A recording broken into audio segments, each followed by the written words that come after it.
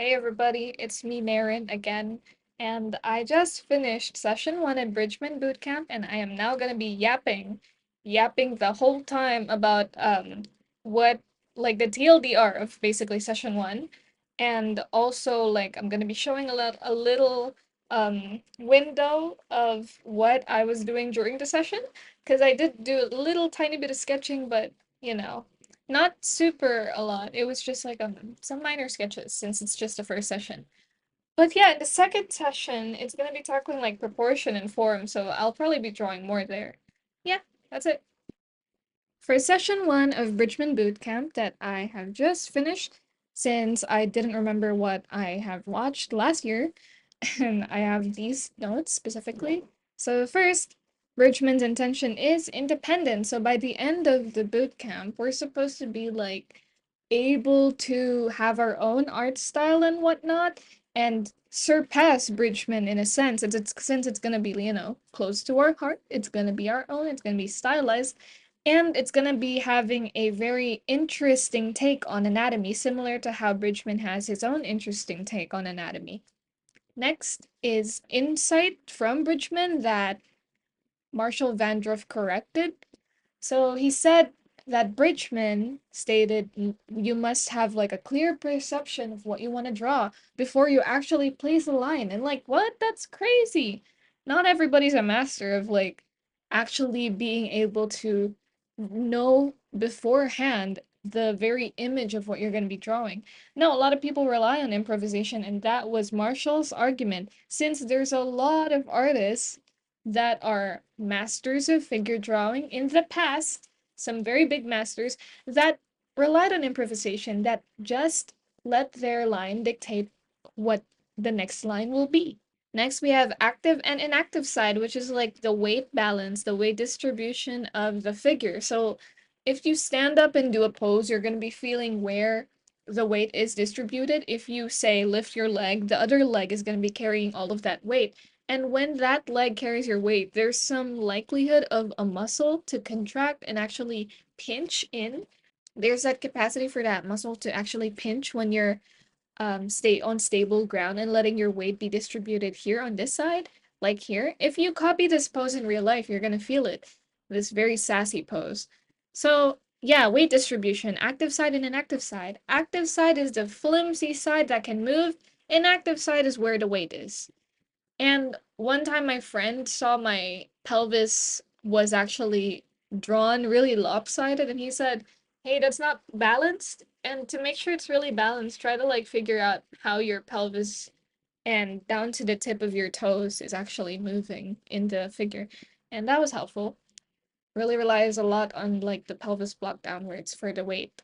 And next, you've got how Bridgman is insinuating perspective with the smallest of curved lines. With this one, this actually, I remember this from last year. So I did take some things from my previous attempt at Bridgman Bootcamp. Essentially, perspective can be insinuated by contour lines, by size, and by contrast. Like how some landscapes, the darker something is, the more close it is to the camera. And the lighter something is, it indicates like the sky or some very faded fogginess into the distance.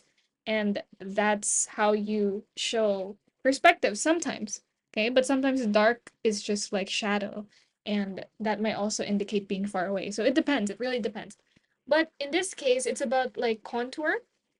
So with Bridgman, he had a lot of muscle groups that are tapering and contouring. So for instance, this specific muscle, it's bulging out, and so the line is overlapping on top of this specific muscle, and then this one is overlapping, and so this indicates it's behind these two groups. So like that subtlety, that small subtlety of what tiniest overlapping line goes on top and what it means, like this is basically bulging and this is flatter, and so it's behind. So that specific concept really helped me a lot in drawing like fingers and referencing fingers, so I took that with me. And since this entire thing is like a brain dump, I put here my uncertainties of like um how far the ear should be from the eye. I always gauge it by like feel, and then I look up some references, but I want to address this one and like really have a definitive measure. And then this one, the distant shoulder in 3/4 perspective, or like when the body is posed in 3/4, the distant shoulder, I struggle a bit with that. Anyway, finally for like key takeaways, firstly, Marshall ended the whole thing with just 3 big points. So the first is simplicity, and simplicity can really make or break what you're doing, because I think like the best masters, like take Sinix for example, the ability to simplify blocks of shapes and make them painterly to indicate detail. Like it's insane. And so simplicity also allows an artist to keep track of things the more the more you progress in your piece. So yeah, simplicity. Next is 3 masses that determine your overall figure. You got the head, the thorax, and the pelvic block. This one, Marshall said that he's going to be tackling in session 2. Large masses. What are they? They are the head. We'll get to that tomorrow. The thorax. We'll get to that tomorrow. The pelvic block. We'll get to that tomorrow. I'm pretty hyped for that. I like that. I like this part. And then flow smoothness, one side moves, the whole thing gracefully gets altered. So like if you move your upper body, the limit for how far your lower body can go also gets affected to some extent. Like it if you like really force it, you could injure yourself. And um if you train to be flexible, you can actually affect the upper bound and increase it. But still, all of this, when you move your spine can only rotate so much.